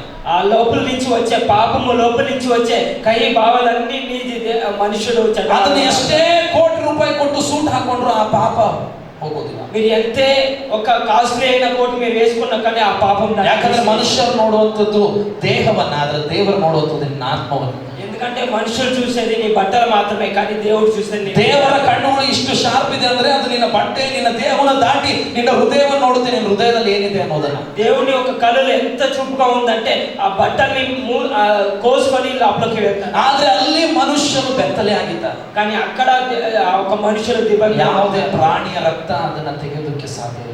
ఏదో ఒక ప్రాణి రక్తము దాన్ని తీసివేయడానికి సాధ్యం లేదు. ಪ್ರಾಣಿ ರಕ್ತ ಅದನ್ನ ತೆಗೆಯೋದಕ್ಕೆ ಸಾಧ್ಯ ಇಲ್ಲ. ఒక ప్రాణి రక్తం ಆದ್ರೆ ನಾನು ಹೋಗ್ಬೇಕಂತಂದ್ರೆ ನನಗೂ ಅಧಿಕಾರ ಇಲ್ಲ, ದೇವ್ರಿಗೂ ಅಧಿಕಾರ ಇಲ್ಲ. ದೇವ್ರು ಹೋಗಿ ಏನಾದ್ರು ಮಾಡ್ಬೇಕಂತ దేవుడు వెళ్ళి ఏమైనా చేయాలంటే దేవుడు కూడా అధికారం లేదు. ದೇವ್ರು ಏನ್ ಮಾಡಿದ್ರು? ಅದಕ್ಕೆ దేవుడు ఏం చేశాడు? ತನ್ನ ಮಗನನ್ನೇ ನಮಗೋಸ್ಕರ ಕಳಿಸ್ಕೊಟ್ರು. తన బిడ్డనే, కుమారుణ్ణే, మనకు ಏನೂ ಪಾಪವಿಲ್ಲದಂತ ಮಗನನ್ನ ನನಗೋಸ್ಕರ ನಿನಗೋಸ್ಕರ ಈ ಲೋಕದಲ್ಲಿ ಯೇಸು ಸ್ವಾಮಿ ಕಳಿಸ್ಕೊಟ್ರು. ఏదే పాపం లేని కుమారుని మన కొరకు నీ కొరకు పంపించాడు. ಪಾಪದ ಒಂದೇ ಒಂದು ತೊಟ್ಟು ಕೂಡ ಆತನ ಮೇಲೆ ಇರಲಿಲ್ಲ. ಪಾಪం అనే ఒక్క చుక్క కూడా ఆ కుమారుడు. ಅದಕ್ಕೆ ಈ ಲೋಕದಲ್ಲಿದ್ದಾಗ ಯೇಸು ಸ್ವಾಮಿ ಹೇಳ್ತಾರೆ, ನನ್ನಲ್ಲಿ ಪಾಪ ತೋರಿಸಿಕೊಡೋರು ನಿಮ್ಮಲ್ಲಿ ಯಾರಿದ್ದೀರಿ? అందుకే యేసు స్వామి ఈ లోకంలో నాకు చెప్తాడు, నాలో పాపం మీరు చూపించండి. ಯಾರಿದ್ದೀರಿ? ఎవరున్నారు? ಯಾರೊಬ್ರು ಕೂಡ ಬಾಯಿ ತೆಗಿಲಿಲ್ಲ. ఎవరు ఒక్కరు కూడా ಯಾಕೆ ಗೊತ್ತಾ? ಆತನು ಪರಿಶುದ್ಧನಾದಂತ ದೇವರು. ఎందుకంటే యేసు పరిశుద్ధమైన, ಆತನು ಪರಿಶುದ್ಧನಾದಂತ ದೇವರು. ఎందుకంటే ఆయన ಈ ಲೋಕದಲ್ಲಿ ಕಳಂಕವಿಲ್ಲದವರು ಹುಟ್ಟಿದ್ರೆ ಅದು ಯೇಸು ಸ್ವಾಮಿ ಮಾತ್ರ. ఈ లోకంలో పాపం లేకుండా పుట్టినాడంటే అది యేసు మాత్రమే. ಆತನು ಹುಟ್ಟುವಾಗಲೂ ಕೂಡ ಪಾಪ ಇಲ್ಲ. అది పుట్టేటప్పుడు కూడా పాపం లేదు. ಪವಿತ್ರಾತ್ಮನಿಂದ ಆತನ ಗರ್ಭ ಹೊಂದಿದ. పవిత్ర ఆత్మ సహాయంతో ಆತನು ಸಾಯುವಾಗಲೂ ಕೂಡ ಆತನಲ್ಲಿ ಪಾಪ ಇರಲಿಲ್ಲ. చనిపోయేటప్పుడు కూడా తన ಆದ್ರೆ ದೇವರು ನಿನ್ನ ನನ್ನ ಎಲ್ಲಾ ಪಾಪವನ್ನು ತೆಗೆದುಕೊಂಡು ಹೋಗಿ ಆತನ ಮೇಲೆ ಹಾಕಿದ. కానీ దేవుడు నీది నాది పాపం అన్నిటిని తీసివేసి. ಯಾಕೆ ಗೊತ್ತಾ? ఎందుకంటే ಆದಾಮನು ಕಳ್ಕೊಂಡಂತ ಅಧಿಕಾರ ಮತ್ತೆ ತಿರುಗಿ ಕೊಡಬೇಕು. ఆదాము తీసివేసిన ఒక అధికారాన్ని మళ్ళీ ಆ ಶಾಪವನ್ನು ತೆಗೆಯಬೇಕೆಂಬುದಕ್ಕಾಗಿ ಯೇಸು ಸ್ವಾಮಿ ಮೇಲೆ ದೇವರು ಪಾಪವನ್ನೆಲ್ಲ ಹಾಕಿದ್ರು. ఆ శాపాన్ని తీసివేసడానికి యేసు స్వామి తనపైన వేసుకున్నాడు. ಯಾಕೆ ಯೋಚನೆ ಮಾಡಿ? ఎందుకు యోచన చేస్తున్నాడు? ನನ್ನನ್ನ ನಿನ್ನನ್ನು ಪ್ರೀತಿ ಮಾಡಿ, నన్ను నిన్ను దేవుడు ప్రేమిస్తున్నాడు. ಅದೇ ಹೇಳುತ್ತೆ ಯೋಹಾನ 3. అదే చెప్తుంది యోహాన 3. ದೇವರು ಲೋಕದ ಮೇಲೆ ಎಷ್ಟೋ ಪ್ರೀತಿ, దేవుడు లోకం మీద ఎంతో ప్రేమ పెట్టాడు, ಎಷ್ಟೋ ಪ್ರೀತಿ, ఎంతో ప్రేమించి ಚರ್ಮದ ಅಂಗಿಯನ್ನು ಕೊಟ್ಟರು. ఒక చర్మాన్ని మనకిచ్చి ಅಷ್ಟು ಸಾಲಿಲ್ಲ ಮನುಷ್ಯ, అది కూడా సరిపోలేదు మనిషిని. ಮತ್ತೆ ಪಾಪ ಮಾಡಿ మళ్ళీ పాపం చేశారు. ಪಾಪ ಮಾಡ್ತಾನೆ ಇಲ್ಲ. పాపం చేస్తూనే ಅಯ್ಯೋ ಈ ತರ ಪಾಪ ಮಾಡ್ತಾ ಇದ್ರೆ ನನ್ನ ಹತ್ರ ನನ್ನ ಮಕ್ಕಳು ಬರಕ್ ಸಾಧ್ಯ ಇಲ್ಲ. అయ్యో ఇలాగా మనుషులు పాపం చేస్తున్నారు కదా, నా దగ్గర వచ్చడానికి సాధ్యం లేదు. ಅದಕ್ಕೆ ಏನ್ ಮಾಡ್ತೇನೆ? అందుకే ఏం చేశాడు? ನನ್ನ ಮಗನನ್ನೇ ನಾನು ಕಳಿಸ್ಕೊಡ್ತೇನೆ. నా బిడ్డనే నేను పంపిస్తాను. ಒಂದೇ ಸಾರಿ ಆತ ನನ್ನ ಯಜ್ಞವನ್ನು ನಾನು ಸಮರ್ಪಿಸ್ತೇನೆ. ఒక్కసారి నేను నా కుమారుని యజ్ఞంగా అర్పిస్తాను. ನನಗೆ ಗೊತ್ತು ನಾನು ಇವ್ರ ಜೊತೆಲಿ ಇರೋದಕ್ಕೆ ಸಾಧ್ಯ ಇಲ್ಲ. నాకు తెలుసు వీళ్ళతో నేను ఉండడానికి ಆದರೆ సాధ్యం లేదు. ನನ್ನ ಮಗನ ಮೂಲಕವಾಗಿ ನಾನು ಮನುಷ್ಯರ ಜೊತೆ నా కుమారుని మూలకంగా నేను మనుషులతో ಅವರ ఉండాలి. ಪಾಪವನ್ನು ನನ್ನ ಮಗನ ಮೇಲೆ ಹಾಕಿ ನಾನು ಸಾಯಿಸ್ತೇನೆ. వాళ్ళ పాపాన్ని ఒక నేల మీదకి వేసి నేను చంపేస్తాను. ಗಲಾತ್ಯದವರಿಗೆ ಬರೆದ ಪತ್ರಿಕೆ 3:13 ವಚನ. గలతీయులకు రాసిన పత్రిక 3వ అధ్యాయము 13వ వచనం. 13వ వచనాన్ని మనం చదువుకుందాం.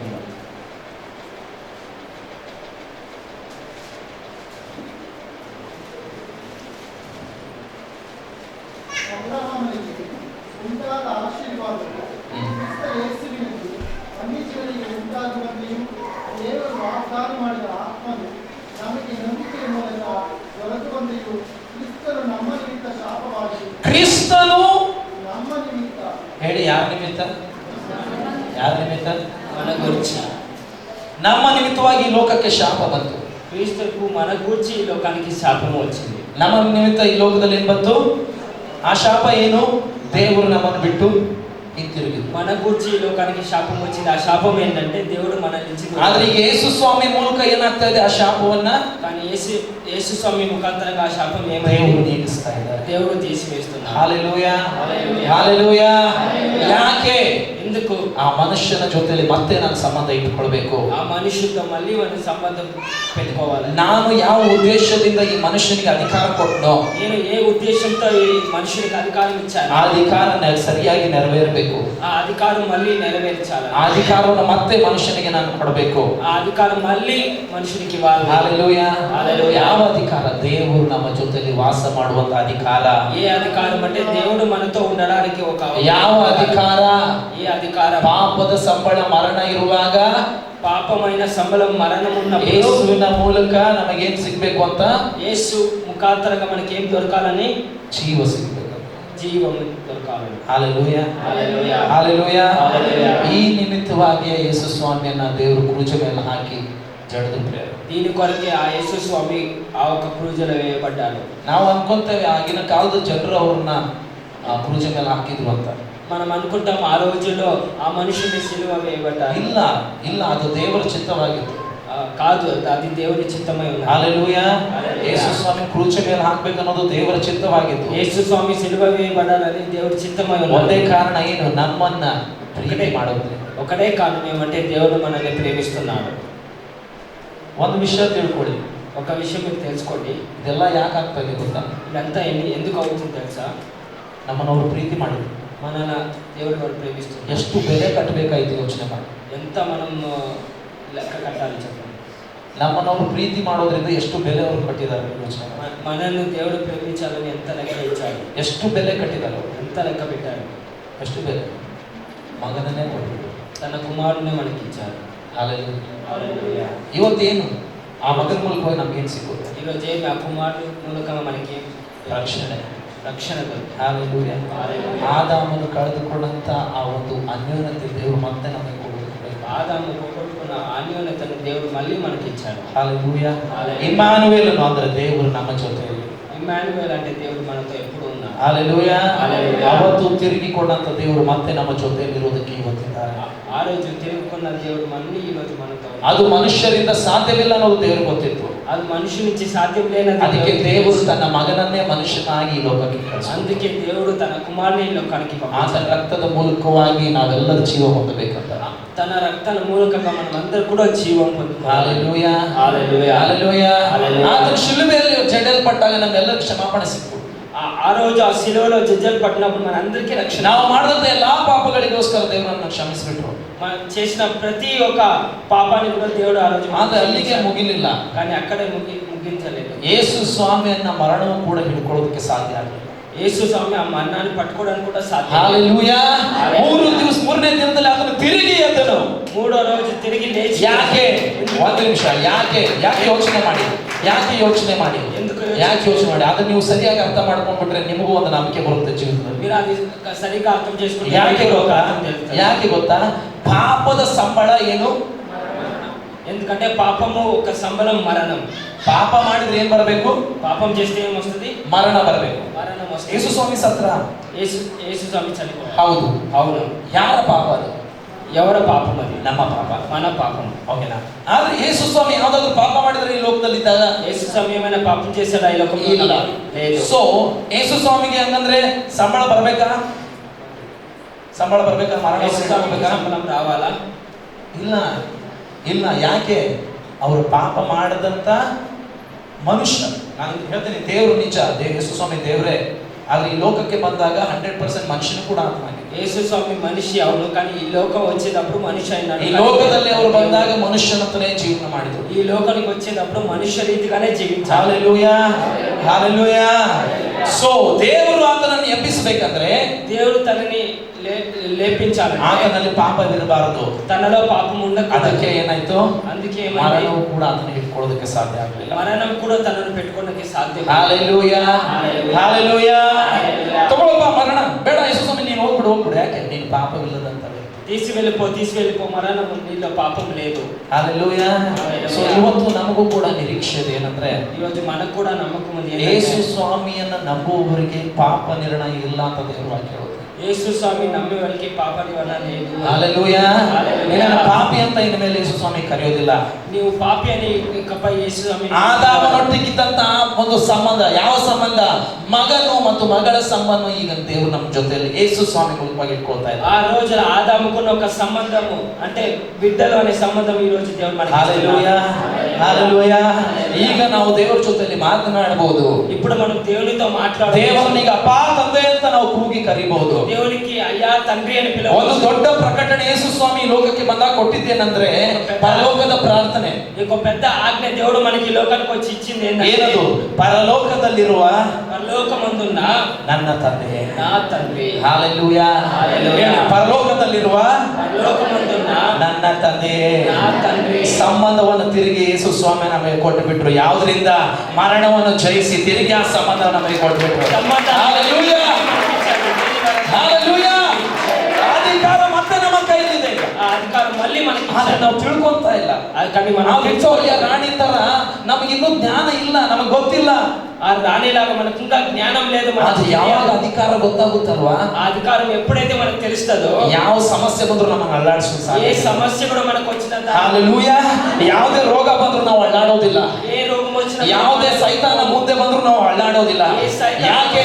ನಾನು ದೇವರ ಮಗ, నేను దేవుడి బిడ్డను, ನನಗೆ ಅಧಿಕಾರ ಇದೆ. నాకు ಅಧಿಕಾరం ఉంది. ನನಗೆ ಅಧಿಕಾರ ಇದೆ. నాకు ಅಧಿಕಾರ. ನಿನಗೆ ಅಧಿಕಾರ ಇದೆ. నీకు అధికారం ఉంది. ಕೇವಲ ನನಗೆ ಮಾತ್ರ ನಿನಗೆ ಅಧಿಕಾರ ಇದೆ. నాకు మాత్రమే కాదు, ನಿನಗೆ ಅಧಿಕಾರ ಇದೆ. ಸೈತಾನ ಮುಂದೆ ಬಂದ್ರೆ ಹೋಗು ಅಂತ ಹೇಳೋದಕ್ಕೆ ನಿನಗೆ ಅಧಿಕಾರ ಇದೆ. సైతాన్ ముందు వస్తే పో అనే అధికారం. ಯಾಕೆ ಭಯ? ఎందుకు భయం? ಯಾಕೆ ಭಯ ಪಡ್ತೀಯಾ? ఎందుకు భయం? ಯಾಕೆ ರೋಗಕ್ಕೆ ಭಯ ಪಡ್ತೀಯಾ? ఎందుకు? ಯಾಕೆ ಪಾಪಕ್ಕೆ ಭಯ ಪಡ್ತೀಯಾ? ನೀನು ಹೋರಾಡಬೇಡ.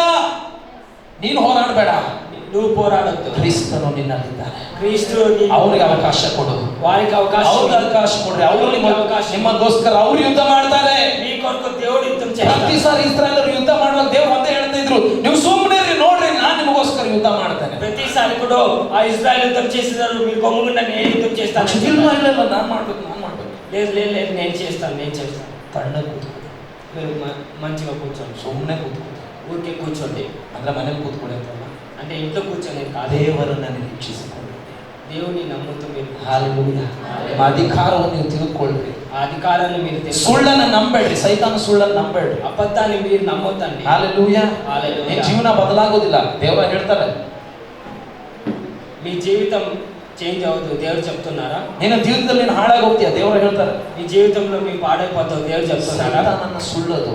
అది సైతాను. ಅವತ್ತು ಬಂದು ಹವ್ವಳಿಗೆ ಹೇಳ್ದಂತ ಅದೇ ಸೈತಾನ ಇವತ್ತು ಕೂಡ ಯಾರನ್ನು ನುಂಗ್ಲಿ ಅಂತ ಸುತ್ತಾಡ್ತಾ ಇಲ್ಲ. ఆ రోజు అవ్వకి వచ్చి చెప్పినట్లే ఈ రోజు ఎవరిని నేను మింగాలని చూస్తున్నాను. ಹಾಲೆಲೂಯಾ. ನಿನ್ನ ಹೃದಯವನ್ನು ನಂಬಿಕೆಯ ವಾಕ್ಯದಿಂದ ತುಂಬಿಕೋ. నీ హృదయాన్ని నమ్మకమైన వాక్యంతో నింపు. ಹಾಲೆಲೂಯಾ. ಹಾಲೆಲೂಯಾ. ಇವತ್ತು ನೀ ಬಲಹೀನನಾಗಿದ್ರು ಕೂಡ, ఈ రోజు నువ్వు బలహీనుడు అయినా కూడా ಪ್ರತಿನಿತ್ಯ ಬೆಳಗ್ಗೆ ಎದ್ದ ಮೇಲೆ ಹೇಳು, ನನ್ನ ಕ್ರಿಸ್ತನಲ್ಲಿ ಇದ್ದುಕೊಂಡು ನಾನು ಎಲ್ಲದಕ್ಕೂ ಶಕ್ತನಾಗಿದ್ದೇನೆ. ప్రతిరోజు కూడా పొద్దునే లేచి మీరు ఈ క్రీస్తులో ఉండి నేను అన్నిటికీ జయం ನೀನು పొందుతాను. ರೋಗದಲ್ಲಿದ್ರು నువ్వు రోగంలో ఉన్నా ಬೆಳಗ್ಗೆ ಎದ್ದ ತಕ್ಷಣ ದೇವರೇ ನನ್ನನ್ನು ಗುಣಪಡಿಸೋದಕ್ಕೆ ಸ್ತೋತ್ರ ಅಂತ ದೇವರಿಗೆ ಸ್ತೋತ್ರ పొద్దునే ಮಾಡಿ. లేచి నేను స్వస్థ పొందినానని మీరు చెప్పాలి. ಈ ಕಷ್ಟದ ಕಡಲಲ್ಲಿ ಇರುವುದಾದ್ರೆ ಬೆಳಗ್ಗೆ ಎದ್ದು ದೇವರಿಗೆ ಸ್ತೋತ್ರ ಮಾಡಿ, ದೇವರೇ ಈ ಹೊಸ ದಿನ ಆ ಕಡಲಲ್ಲಿ ನೀ ನನ್ನ ಜೊತೆ ಬರ್ತೀಯ ಅಂತ ನಾನು ನಂಬ್ತೇನೆ ಅಂತ ದೇವರಿಗೆ ಸ್ತೋತ್ರ. కష్టంలో ఉన్నా కూడా పొద్దునే లేచి నువ్వు నా తోడే ఉంటావని మీరు చెప్పాలి. ಹಾಲೆಲೂಯಾ. ಹಾಲೆಲೂಯಾ. ಅಧಿಕಾರವನ್ನು ಉಪಯೋಗ ಮಾಡಿ. అధికారాన్ని మీరు ಆ ಅಧಿಕಾರ ಯಾವ ತರ ಉಪಯೋಗ ಮಾಡಕ್ ಸಾಧ್ಯ ಗೊತ್ತಾ? ಈಗ అధికారం ఎలాగ ಈಗ ఉపయోగించాలి? ನಮಗೇನು ಈ ಲೋಕದ ಮೇಲೆ ಅಧಿಕಾರ ಅಂತಂದ್ರೆ ಮರ ಗಿಡದ ಮೇಲೆ ಅಧಿಕಾರ, ಅದ್ರ ಬಗ್ಗೆ ನಾನು ಮಾತನಾಡ್ತಾ ಇಲ್ಲ. ఈ లోకంలో ఉండే అధికారం అంటే చెట్లు వాళ్ళ దాని మీద అధికారం కాదు. ಅಫ್ಕೋರ್ಸ್ ಅದ್ರ ಮೇಲೂ ನಮಗೆ ಅಧಿಕಾರ ಕೊಟ್ಟಿದ್ದಾರೆ. అవును, దాని మీద కూడా మనకి అధికారం ಆದ್ರೆ ఇచ్చారు. ತುಂಬಾ ಜನ ಅಧಿಕಾರ ಈಗಾಗಲೇ ಯಾರ ಕೈಯಲ್ಲಿ ಕೊಟ್ಟಿದ್ದಾರೆ? కానీ చాలా మందికి అధికారం ఎవరికి ಯಾರ ఇచ్చారు? ಕೈಯಲ್ಲಿ ಕೊಟ್ಟಿದ್ದಾರೆ? ఎవరు చేశారు? ಸೈತಾನನ ಕೈಯಲ್ಲಿ ಕೊಟ್ಟಿದ್ದಾರೆ. సైతాన్ చేతిలో ఇచ్చారు. ಅದ್ರ ಬಗ್ಗೆ ನೀವು ಜಾಸ್ತಿ ಏನ್ ಮಾಡೋದಕ್ಕೆ ಬರೋದಿಲ್ಲ. దాని గురించి మీరు ఎక్కువగా చేసే ಆದ್ರೆ ಇನ್ನೊಂದು ಅಧಿಕಾರ ದೇವರು ನಿಮಗೆ కానీ ಕೊಟ್ಟಿದ್ದಾರೆ. ఇంకొక అధికారం మీకు దేవుడు ఇచ్చారు. ಯಾವುದು? ఏమి? ರಾಜ್ಯತ್ವಗಳ ಮೇಲೆ, రాజ్యము పైన, ಅಂಧಕಾರದ ಬಲಗಳ ಮೇಲೆ, అంధకార ನಿನ್ನ ಕಣ್ಣಿಗೆ ಕಾಣದಿರುವಂತ ದುರಾತ್ಮನ ಸೈನ್ಯದ ಮೇಲೆ ನಿನಗೆ ಅಧಿಕಾರ ದೇವರು ఈ కళ్ళ ಕೊಟ್ಟಿದ್ದಾರೆ. ముందు కనబడే యొక్క దురాత్మల పైన. ಹಾಲೆಲೂಯಾ. ಹಾಲೆಲೂಯಾ. ಎಫೆಸದವರಿಗೆ ಬರೆದ ಪತ್ರಿಕೆ ನಾವು ಇದನ್ನ ಓದಿ ಮುಗಿಸೋಣಂತೆ. ఎఫెసీయులకు 6ನೇ ಅಧ್ಯಾಯ 6వ అధ్యాయం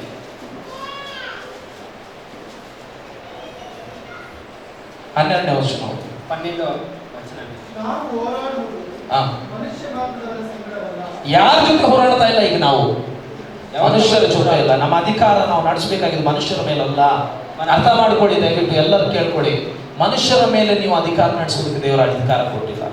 మనుషుల పైన అధికారించడానికి మీకు అధికారం, ಮನುಷ್ಯರಿಗೆ ಸೇವೆ ಮಾಡೋದಕ್ಕೆ ದೇವರ ಅಧಿಕಾರ ಕೊಟ್ಟಿದ್ದಾರೆ. మనుషులకు సేవ చేయడానికి మీకు అధికారం. ಆದ್ರೆ ಅಧಿಕಾರ ಕೊಟ್ಟಿರುವುದು ಯಾವುದರ ಮೇಲೆ? అధికారం ರಾಜ್ಯತ್ವದ ಮೇಲೆ, ಅಧಿಕಾರಿಗಳ ಮೇಲೆ,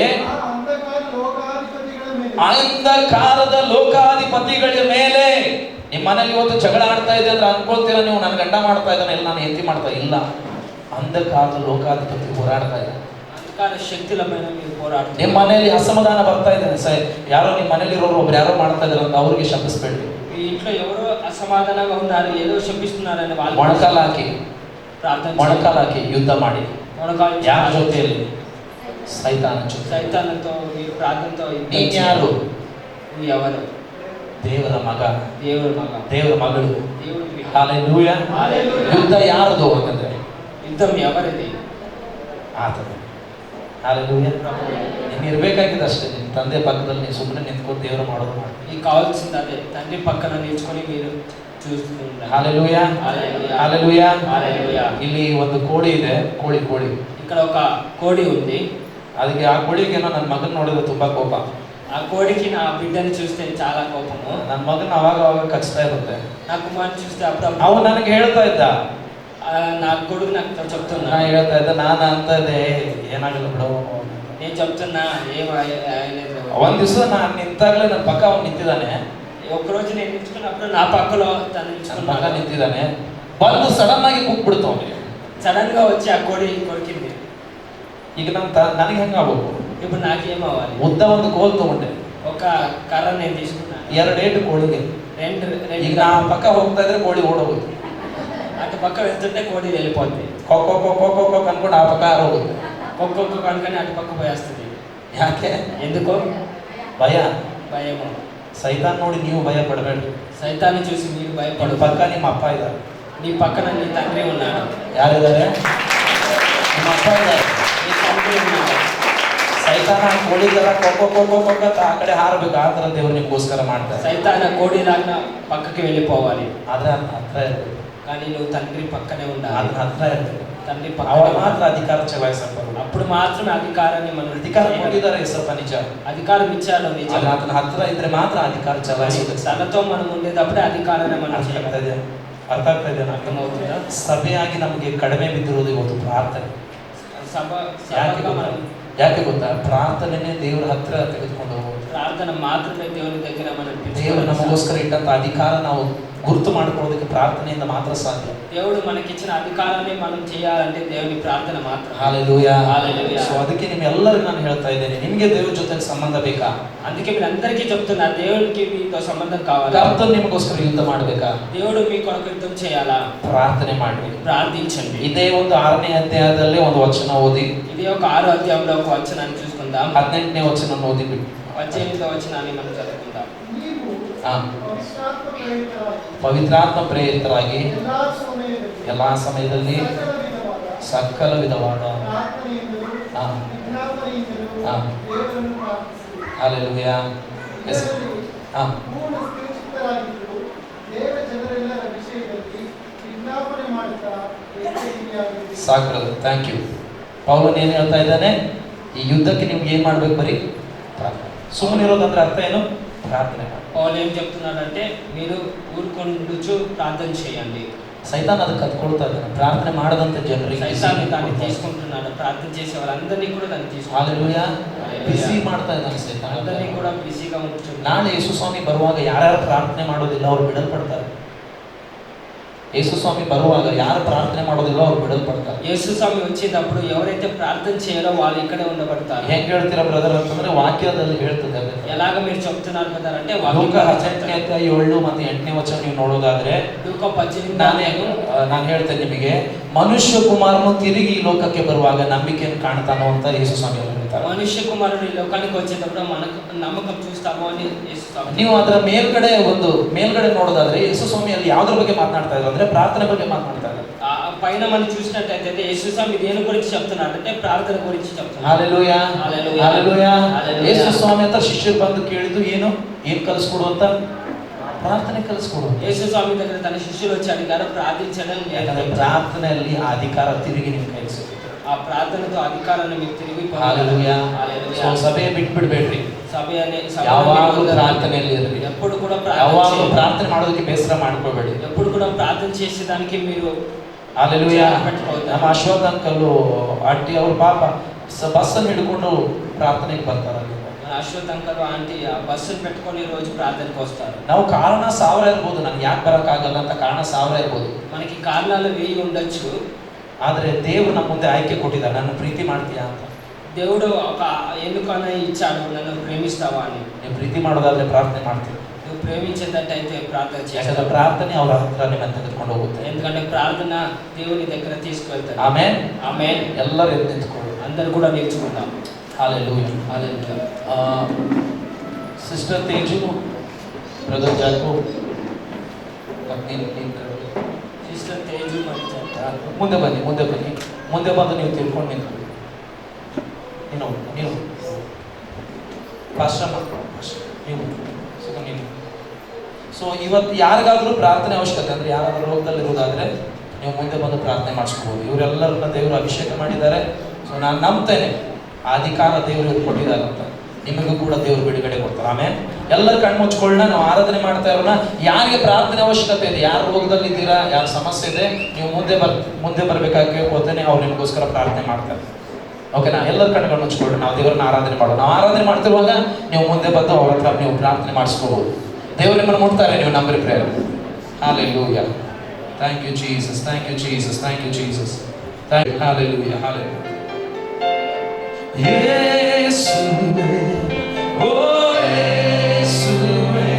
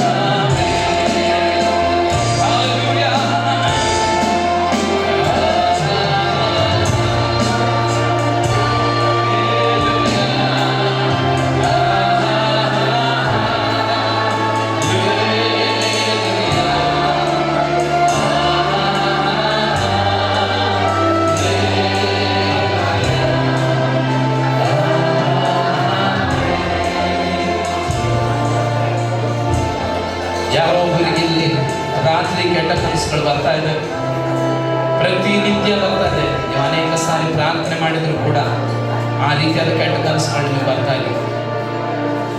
ಇಲ್ಲಿ ಯಾವ ವ್ಯಕ್ತಿ ಇರುವುದಾದ್ರೆ ನಿಮ್ಮ ಕೈಗಳ ಮೇಲೆ ಕೆತ್ತರಿ ನಾನು ಮುಗಿಸ್ಕೊಂಡು ಪ್ರಾರ್ಥನೆ ಮಾಡೋಣ. In the name of Jesus, ಯೇಸುವಿನ ನಾಮದಲ್ಲಿ ಕರ್ತನೆ, ಎಲ್ಲ ಅಂಧಕಾರದ ಲೋಕಾಧಿಪತಿಗಳ ಮೇಲೆ, ವೈರಿಯ ಸಮಸ್ತ ಬಲಗಳ ಮೇಲೆ ಅಧಿಕಾರ ಕೊಟ್ಟಂತ ದೇವರೇ, ನಿನ್ನ ಅಧಿಕಾರಗಳ ನಾಮದಲ್ಲಿ ಅಪ್ಪ ಎಲ್ಲ ದುರಾತ್ಮಗಳು ಕೆಟ್ಟ ಕನಸುಗಳು ತರುವಂತ ದುರಾತ್ಮಗಳು ಈ ದಿವಸದಿಂದ ಹೊರಟು ಹೋಗಲಿ. Get out in the name of Jesus. I rebuke you in Jesus' name. In the name of Jesus, ಇದರಿಂದ ಆ ಯಾವುದೇ ಕೆಟ್ಟ ಕನಸುಗಳು ಬರದಂತೆ ಯೇಸುವಿನ ನಾಮದಲ್ಲಿ ನಿನ್ನ ಮುದ್ರೆಯನ್ನು ಹಾಕ್ತಾ ಇದ್ದೇನೆ.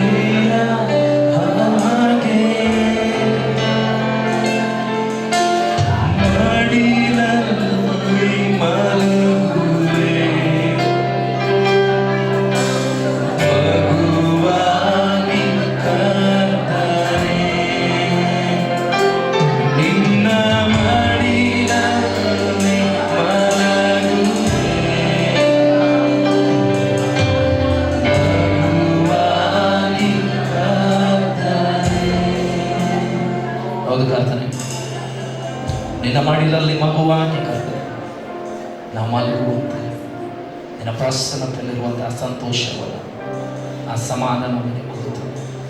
ಈ ಲೋಕದಲ್ಲಿ ಯಾವುದೇ ಸಂಗತಿ ನಮಗೆ ಆ ತೃಪ್ತಿ ಕೊಡಲು ಸಾಧ್ಯವಿಲ್ಲ ಸ್ವಾಮಿ. ನಿನ್ನ ಪ್ರಸನ್ನತೆಯಲ್ಲಿ ಮಾತ್ರ ಆ ತೃಪ್ತಿ ಆನಂದವಿದೆ ಸ್ವಾಮಿ.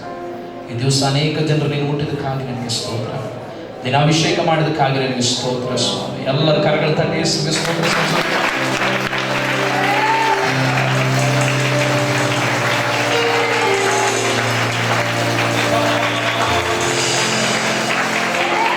ರೋಗಗಳನ್ನು ಗುಣಪಡಿಸಿದ್ದಕ್ಕಾಗಿ ಸ್ತೋತ್ರ ದೇವ. ಸೈತಾನನ ಕಾರ್ಯದಿಂದ ಬಾಧನದಿಂದ ಬಿಡುಗಡೆ ಮಾಡಿದಕ್ಕಾಗಿ ನಿನಗೆ ಸ್ತೋತ್ರ. ನಿನಗೆ ಎಲ್ಲ ಮಹಿಮೆ ಸ್ವಾಮಿ. ಮಹಿಮೆ ಮಹಿಮೆ